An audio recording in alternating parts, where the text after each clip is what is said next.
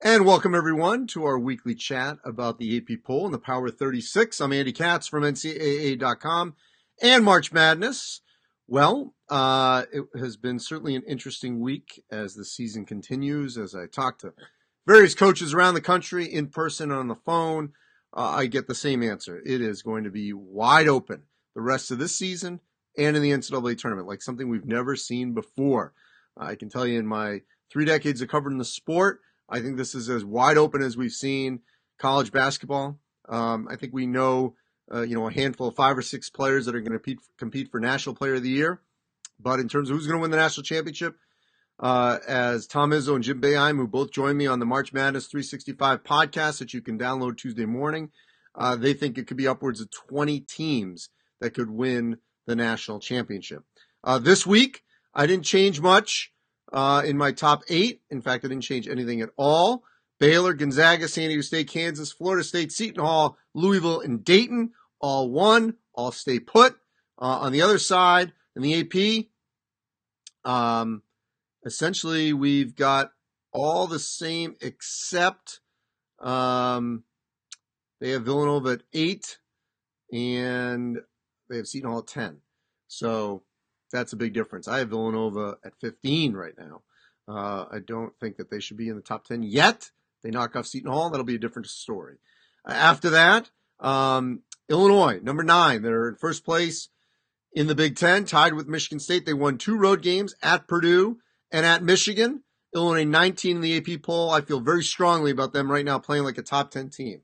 LSU finally cracked the AP poll at 22. They're at number 10 for me because they're the only undefeated team in the SEC, and they won another road game, even though it's at a Texas team that's struggling. Another road win. After that, I've got Kentucky ahead of AP, actually.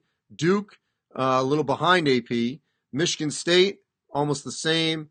Then Oregon, West Virginia, we're all around the same. Iowa, I'm very high on right now in the top 18. Maryland, same range. Auburn, same range. I got Rutgers at 20. Rutgers cracked AP last week. They're at 25. Penn State jumped in at 24 in the AP. They're at 25 for me. Wichita State, 23. I got them 31. And then Houston and Colorado, they're in my top 25, almost the same spots, 21, 22, 21, 22, 20 and 21 over there. The back part of my Power 36. Well, first of all, in my top 25, I do recognize Arizona losing near the buzzer to Arizona State. Still, I think Arizona is one of the best teams in the Pac-12, if not, 2. Then further down, back part, USC almost swept the Oregon schools. Oregon had to go to overtime, actually double overtime, to knock off USC in Eugene. Then they won at Oregon State. Tulsa, atop the American Athletic Conference with Houston right now. They just won at UConn. Texas Tech. Look, the reason I still rank them is in my Power 36, Kentucky had to go to overtime to knock them off. So, big test for Texas Tech this week.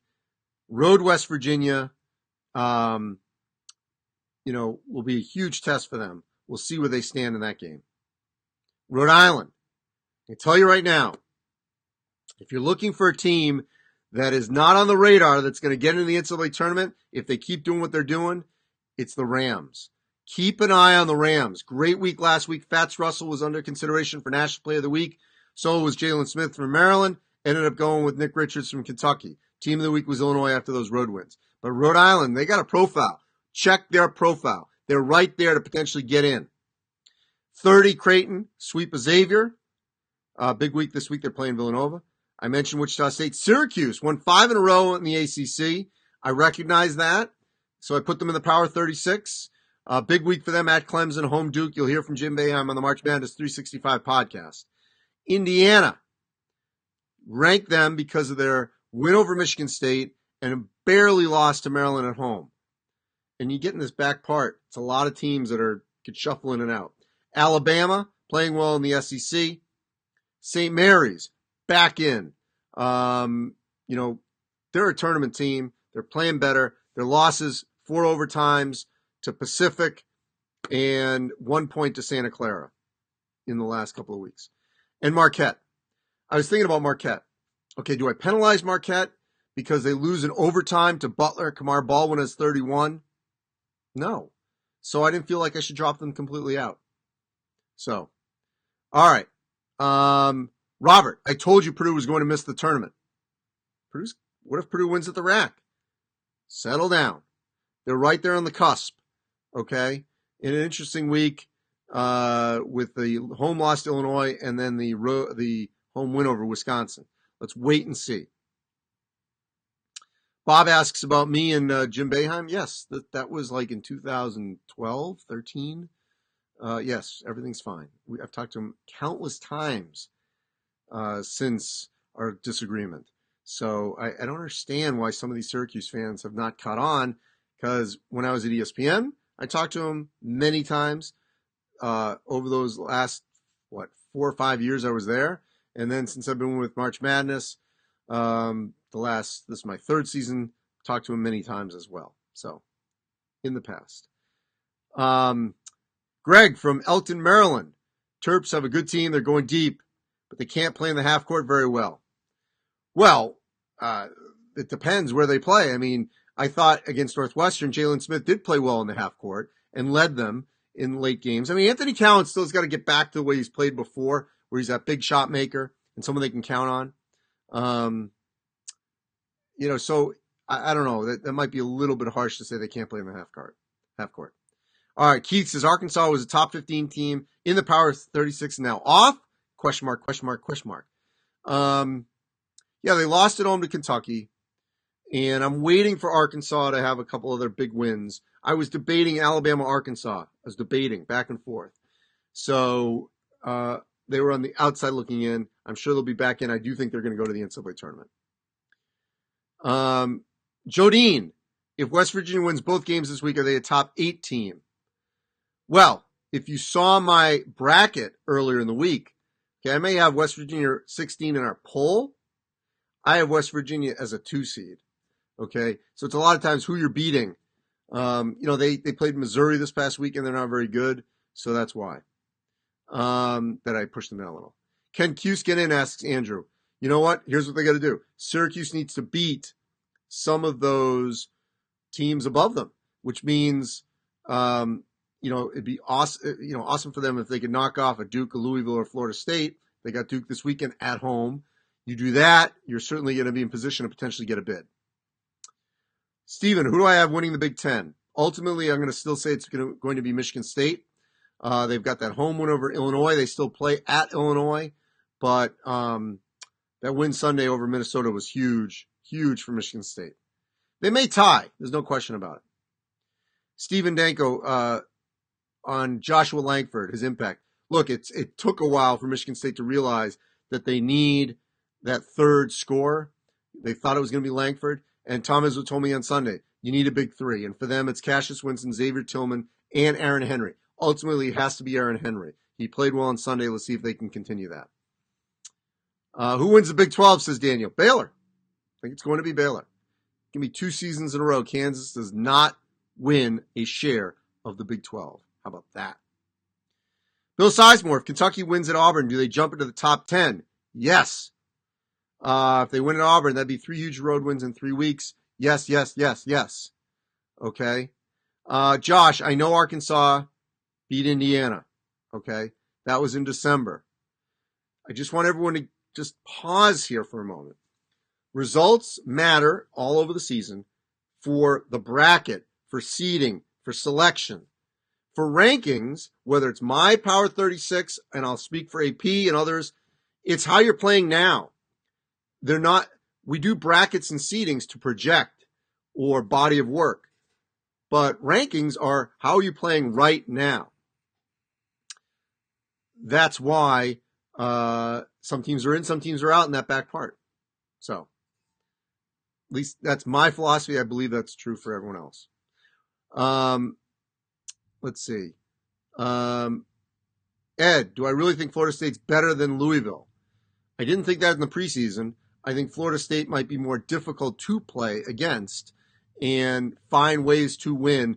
and they also don't have lapses. I mean, that's the thing with Florida State. They don't not show up, and I'm not saying Louisville didn't show up, but they don't seem, they may not play as well offensively at times, but they always play their tail off. That's never an issue with this Florida State team or any under Leonard Hamilton. James says, I think Carolina makes the dance. Well, they better get to work because they're not on the radar right now. I'd like to see a sweep of Duke and then talk to me. I'd like to see wins over Florida State or Louisville. Right now, I think they have to win the ACC tournament, but there are, at least 11 games left? We'll see.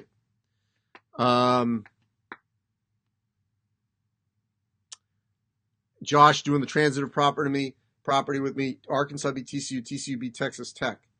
This is all correct. And you could argue why ranked Texas Tech, despite losing to TCU and Kentucky. Fair game. And maybe I was wrong here. Maybe I should have had Arkansas in here. I just thought Texas Tech played great in spurts. We're right there to knock off Kentucky. So we'll see. I mean, Texas Tech still has work to do to get in the tournament themselves. This is not a perfect. The Arkansas argument is fine. I hear it. And, I think they're going to be in the tournament. Matthew, does Illinois get a top 4 seed in March? My answer is I'm going to say yes, they will. In fact, I think Illinois might be, when the top 16 comes out in a week's time, they might be on that 4 line when the NCAA selection committee does that. Josh, does Louisville go to the Final Four? I think I picked them in the preseason, but I'll say no now. Does Duke go to the Final Four? Tony Fletcher says. I'm going to say no now. Is San Diego State really that good? Who have they played, Ed Camacho? Okay, so San Diego State won the tournament in Vegas. You're going to say, oh, it was Creighton, Iowa, Texas Tech. Won at BYU. Pummeled Utah right after Utah beat Kentucky. We hear these arguments all the time about who they played. Gonzaga gets that a lot, although Gonzaga's schedule is better. But how you just watch them. Watch San Diego State and what they're doing, how they're defending. They're pretty good. They're definitely worthy of being in the top 10. Richie, sorry all us Arkansas fans are fired up about you. That's fine. It's all fair. Bill says, if I had to pick a national champion right now, who am I riding with? Ooh, that's a tough call. I might, if you're going to force me to pick someone, there's a part of me that wants to go with Seton Hall. We'll see. Maybe. I just love their big game attitude. And Romero Gill is improving exponentially, it seems, every game. Brent, has Auburn plateaued around the 3-4 line? I think they have. I think that's probably where they're going to settle. Robbie Wolf and Brian Short asking how various questions, Kentucky, Kansas, how far they'll go. Both have Final Four potential without question. Clifton, if NC State beats Carolina at home and Louisville at home, will they be in? Yes, they'll be on the right side of the bubble. I had NC State and Virginia Tech, 2 ACC teams, in Dayton. Let's see. We got another minute here. Let's take another one or two. You always want the Final Four picks. Let's see here. What do I think of Dayton this year? Eric says. Well, I think they got a chance to go deep. Obi Toppin's going to be a lottery pick and a top 4 finisher for all the National Player of the Year honors.